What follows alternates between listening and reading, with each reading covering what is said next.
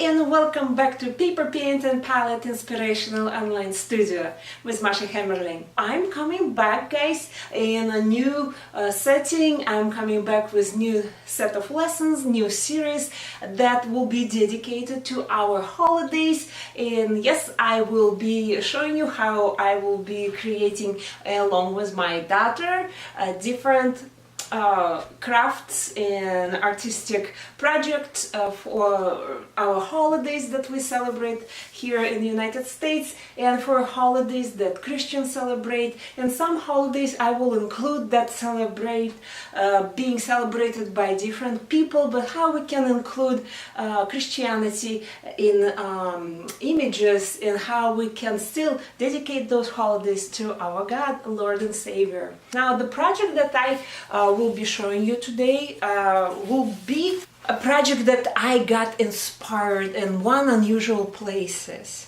Okay, so we will be creating this project that will include drawing and painting and sculpting at the same time. And you will be creating pumpkins, you will be creating happy pumpkins, not scary pumpkins, and you will put some type of encouraging phrase or maybe Bible verse that talks about Jesus shining through us shining with light of Jesus. And as my daughter made shine for Jesus, I made one shine with his light. Usual places where I got inspiration for this project was the place called Braille Institute that is located not far away from our house. They help people with visual impairment. They help those people to survive their environment, to how to use dogs for blind people, how to use Braille alphabet, how to read, how to type, how to cook, as when you cannot see, how to use nowadays technology. They have defense lessons, they have dancing lessons, they have music lessons, they sing, children have choir over there. But what really stunned all of us, what tour guide said, you know that we have art studio.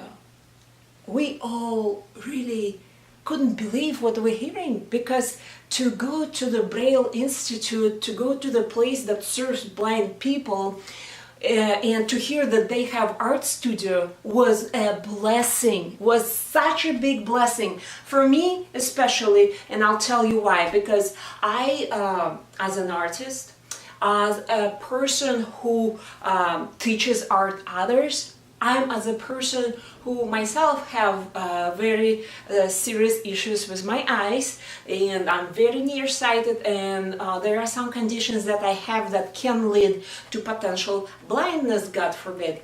And what I want to tell you, that from all of this perspective, I was not expecting to even hear that they have art studio. I was not even expecting more to see what was inside of that studio. So when we came in, there was not only sculptures and three-dimensional objects that were created by those people, because of course it's very easy for them to feel and touch all the different textures, and they not only had some reliefs made using clay, they had two-dimensional art. And I was standing there for quite a while, so I want to figure out how they paint. Some of those people have different issues with their eyes. Some can see partially, some can see colors, some can see on their peripheral vision. So it was very interesting, because they had students right there sitting and talking to us. It was very friendly, and they were showing us what they were doing. They took a cupboard, very heavy construction paper, and they used wiki sticks to create borders that was symbolizing to them objects or people or flowers or trees or birds that they would like to paint. So they would create the border with the wiki stick, and then using paintbrush and paint, they would paint inside of those borders. So as they go and paint, they fill the border, and that's where the paintbrush with paint will go. And I got so inspired by that. I've never seen technique like that ever before. And I came back home, and that day, a few days later, my kids and I, we created something like this. And I will come closer to the camera and show you. Okay, so they used different colored wiki sticks for the border, and then they painted inside of those borders with acrylic paint. And I thought, you know what? I think to introduce my viewers to this new technique and to just bring an awareness of blind artists out there would be a really good lesson. And I think for your students in the art classrooms and your children at home, that would be a really wonderful opportunity to learn more about blindness and to learn more about how those people are breaking the barriers. Why don't you join me for this project? And we will show you, myself and my daughter, how I was making it step by step. But first, let me introduce you to another inspiration that I was looking for as I was looking around the Pinterest, and I came across this wonderful printable page that was offered by one awesome creative person, Julie Brasington, and which led me to go to her website called Happy Home Theory, and I asked her if she will let me use it on during this video, and she generously agreed. So it's called Being a Christian is like being a pumpkin. God picks you from the patch and brings you in, John 15:16. Then washes all the dirt off of you, 2 Corinthians 5:17. He opens you up and scoops out all the yucky stuff. He removes the seeds of doubt, hate, and greed, Romans 6:6. Then he carves you a new smiling face, Psalm 71:23. And then he puts his light inside you to shine for all the world to see, Matthew 5:16. Now let's look into what type of materials we're going to need for this project. So you will going to need pencil, eraser, brown, orange, green, and black acrylic paint, water cup, paint palette, paint brushes, paper towel, and wiki sticks, as we call them, or they also being called bendable wax sticks from Creatology. Wiki sticks are being sold online by Michaels, and I will link the coupon with 50% off in description below, so you can use this coupon to help yourself and buy online those wax sticks or wiki sticks. Wax sticks are not available from Creatology anymore, not in the stores, but wax sticks will be available online only. And also you will need a cardboard. I used mine from packaging. I decided to use a yellow acrylic paint and yellowish greenish wiki sticks. And also you will need scissors to cut those sticks with. Alright, so let's start our project. You will see throughout the project that my art was created on the left, my daughter was creating alongside with me, she was creating on your right. I'm showing to my daughter, you can show it to your students, how you, first of all, measure the pumpkin. So our art project will have a pumpkin and some words around pumpkin. And we would like to make pumpkin very nice and big and happy. So we still will create everything from scratch, and that's how you can implement drawing techniques in your classroom. First you give measurements, how tall, how wide it's going to be, and they just will be following along. And then you create a circle that connects your lines that you created, and that circle is your outline of your pumpkin. Then you create a smaller circle for the stem, where that little stub of stem will be coming out. And that's how you will going to show the uh, dimension. It's kind of, we will create three-dimensional pumpkin. It will be looking, so now you will be creating those sections that pumpkin has.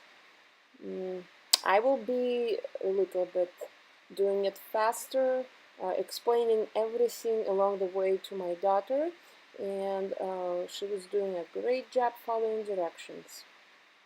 So as you create those sections, you try to put them symmetrically around, and try to make them coming out of from the stem all the way to the bottom. Alright, so as soon as your pumpkin is done, you proceed to the leaf. If you wish, I decided to put only half of the leaf, another half is kind of hiding behind my pumpkin, and just add some tendrils, those sort of like little wiggly lines that are coming out of the stem, and just add the little nice wavy lines for that. It will take a little bit longer for my daughter to finish, and as soon as she will be done, we will proceed to the pumpkin face.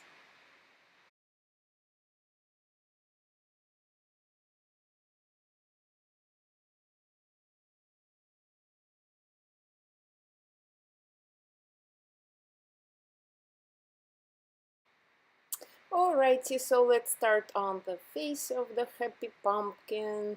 I will suggest something nice and uplifting. Um, you can create those cavities for eyes, nose, and mouth.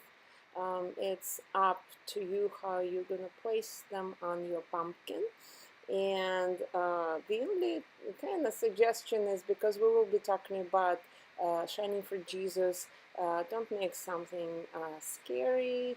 You can put a missing tooth inside of the pumpkin's mouth if you wish, but otherwise just make it very encouraging little pumpkin. And as soon as my daughter again will proceed with her face and finish, we will continue with the words.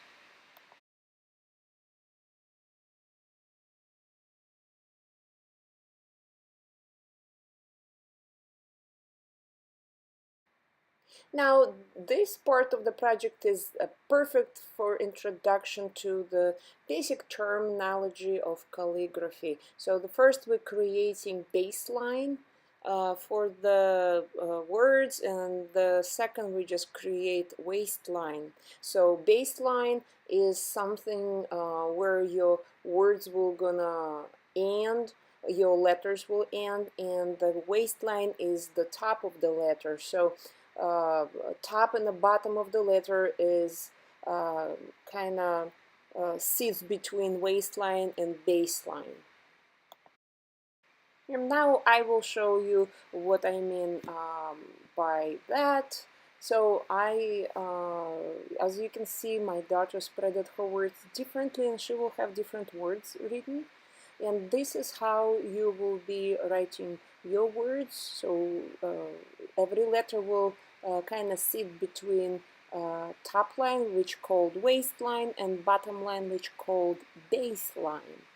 So I put shine with his light. My daughter will put shine for Jesus. And I will suggest, if your students are young in age, and to use less words, because you will have to outline the words with wiki sticks, which could be a little bit challenging for younger kids because hand-eye coordination are not developed yet. And now let's proceed to the exciting part. We have to erase all of those waistlines and baselines that helped us to write our words, and we will illuminate all of those lines because we need clean artwork. We don't want all of those helpful lines. They helped us to a certain point, and now we will proceed to laying out wiki sticks. Alright, so now we will be laying those wiki sticks or wax sticks on top of the lines that we have created. We will proceed from light to dark colors. We will need scissors to cut those wiki sticks. And we need warm arms, warm hands, warm fingers, because it's a wax and it sticks better to the cardboard when it's warm. And not only you should lay out right on top of the lines, you should press a little bit on those wiki sticks to make sure that they completely stuck to the cardboard. They are unmovable, and also they need to kind of stick to each other, and the ends of one stick should kind of be attached to the other stick, so it will be all like one line, because we will end up painting inside of those lines, so we don't want any openings as we're creating the shapes and ovals. We just want them to be enclosed, so that there will be no opening between negative and positive space, and everything will be painted inside of the shapes that we will create according to the colors that you laid out. So as you see, for the front, my daughter and I, we used bright orange wiki sticks, and that's what we will be painting inside of those with. We will use bright orange acrylic paint. Then farther away, we created a shade, like pumpkin is in a shade over there. Thus, it created an illusion of three-dimensional pumpkin. I added a brown, and then I added even black color to create that part of the pumpkin is in complete shadow in the shade. And my daughter decided to skip on black. She just added brown, and it still looks awesome without black. Now I proceeded to stem. My stem I decided to make with light green and dark green. My daughter decided to use just brown. As you can see, we're using some other tools as we're laying wiki sticks on top of those lines, because sometimes your fingers or your nails are not perfect for this job. So scissors, little tools like even pencils, the eraser part of the pencil is a great tool to help you with all of those corners and turns and twisted lines. So be creative, let your students have some type of tool that they can use. I didn't list tools because I just used the same scissors and the same pencil that I already listed as a supply for this craft. Now I use different shades of green in creating my pumpkin leaf and stem, but it's okay if your students will decide to use only one. It is a little challenging part, maybe the most challenging part of this project, and older kids are easier it's going to be for them. But if your kids are young, just let them create a bigger pumpkin with less curves, with less sections, and maybe with less curvy line for the leaf.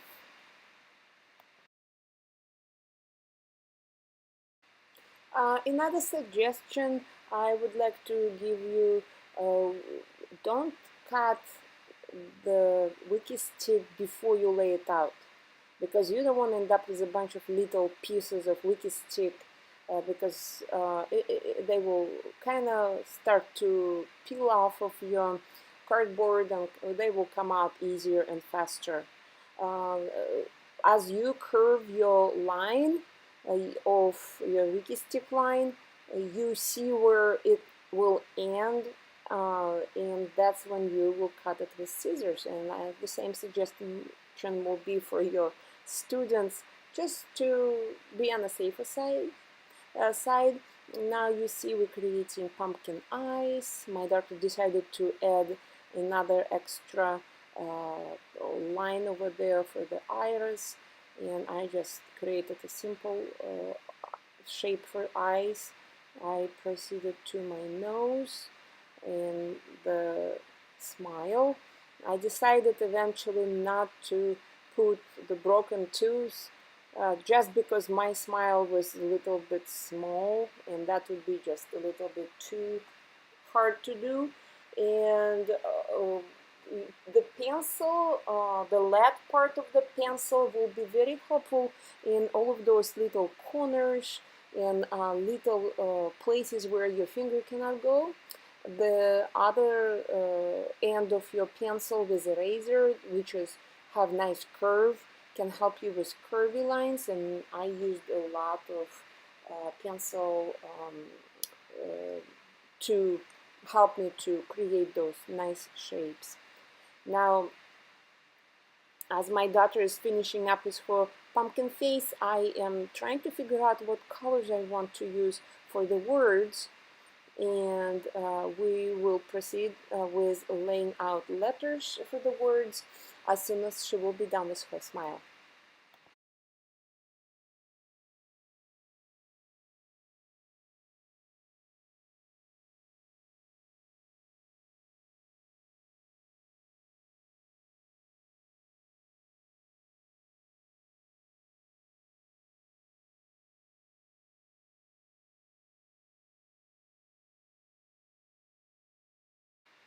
All right, we are done with our pumpkin, so let's lay out our wax sticks or our wiki sticks and create the letters. So kids can use colors that already exist in their projects, or yellow, orange, brown, black, green.